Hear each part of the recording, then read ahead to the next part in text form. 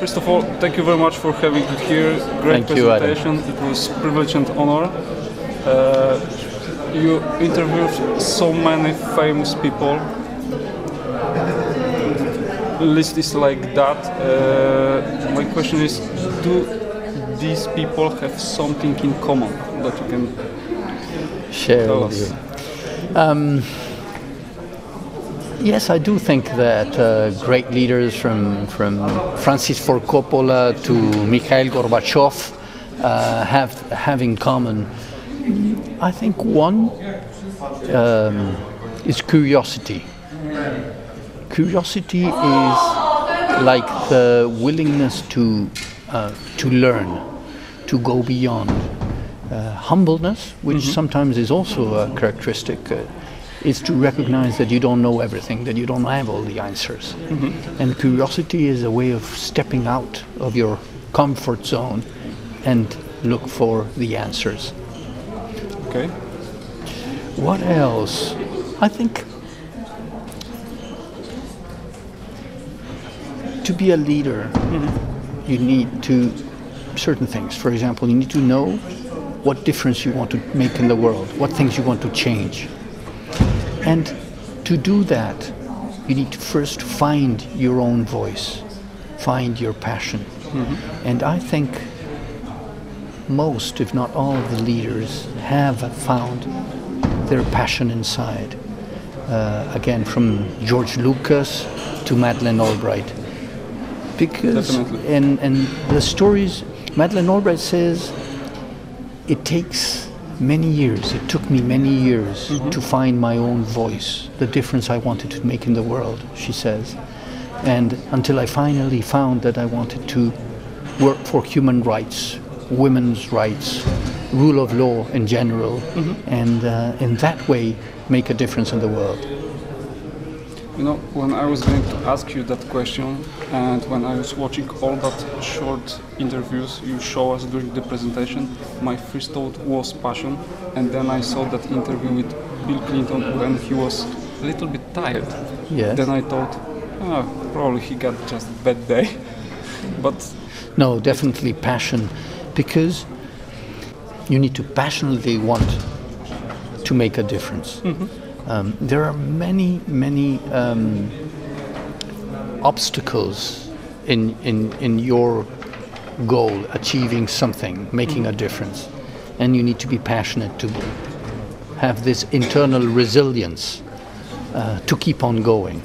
Even if you're alone, even if you have 10 and not 10,000, you need to say, who cares, I will. And so leadership have that. Another thing that I think leaders should have, and most of them have, is a certain balance between opposite characteristics. For example, you need to be determined and passionately determined to achieve something. But you also need to know when to stop and change routes. When to say, I'll try this later, I'll go for a different route. So determination and flexibility seem opposing traits, and you need to have them both. You need to know when to ask people their opinion and when to say, conversation is over, this is the decision, this is where we go. So there is no real easy path. As I say, leadership is a journey, and you have to walk your own.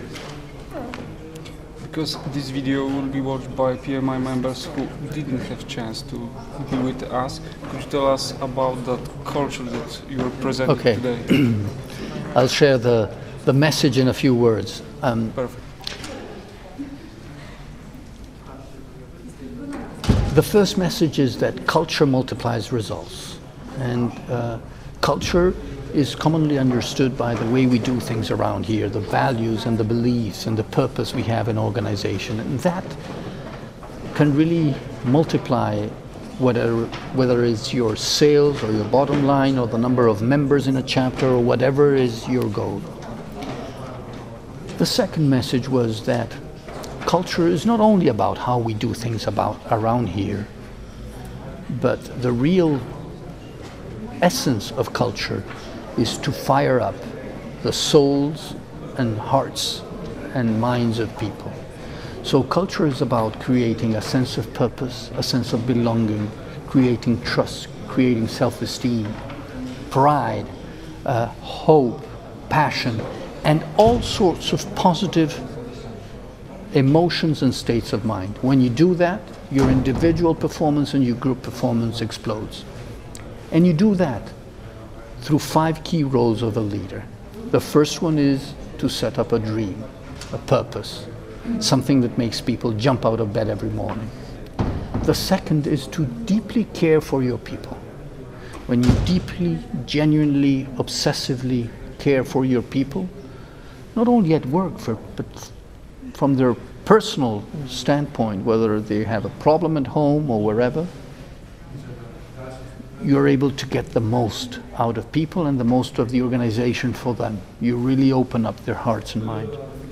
The third key role of a leader is communication. And communication, not understood in what you have to say, but what you have to say and listen, the flow of ideas, what you have to inspire and empathize, the flow of emotions, and finally, walk your talk, your acts, your behavior, your example as a leader. And all those 3 layers of interaction create connection, create trust. The fourth role of a leader is to create a system of decision making, therefore empowering your people. And when you empower your people, you allow them to grow.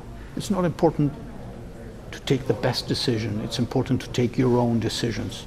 And while doing that, you allow people to grow as a leader. And finally, maybe involving all of the above, is culture, managing culture, and therefore creating, through your dreams, through your values, through your behaviors, through your beliefs, creating a sense of pride and engagement in all of the organization. Wow, that sounds good. On it. So, last question. How do you like it here in Warsaw during this Congress? I enjoyed it very much. People are communicative. They come to say hi, they come to ask. They are eager to learn. And, you know, to learn, you need an open heart and an open mind. And I found a lot of it here in Warsaw. Thank you very much again. Great answers. Thank you very much for a great presentation. Thank you, and thank you all.